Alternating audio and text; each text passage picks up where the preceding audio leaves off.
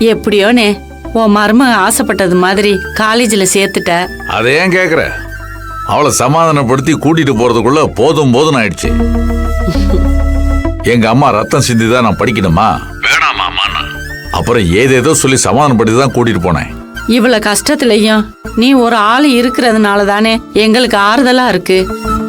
நான் எந்த அளவுக்கு வேணாலும் கஷ்டப்பட தயாரா இருக்கேன். எப்படியாவது அவன் ஆசைப்பட்டது மாதிரி நீ படிக்க வச்சிருனே.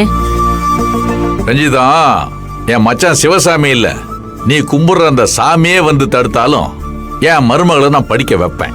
அதை பத்திலாம் ஒண்ணு நீ கவலைப்படாத. என் மச்சான் கோவம் எந்த அளவுக்கு தப்போ அதே அளவுக்கு உன் பயமும் தப்பு. அந்த மனுஷன் என்ன சொன்னாலும் பூம்பு மாடு மாதிரி தலையாட்டிக்கிட்டே இருக்க. நீ ஆட்டுறது மட்டும் இல்ல, பூங்குடியும் தலையாட்ட வைக்கிற. அதுக்காக கத்தி எடுத்துட்டு போய் சண்டை போடணும்லாம் சொல்லல. உனக்கு சரின்னு படுற விஷயத்தையாவது ஏன் எடுத்து சொல்ல மாட்டேங்கிறன்னு தான் கேட்க.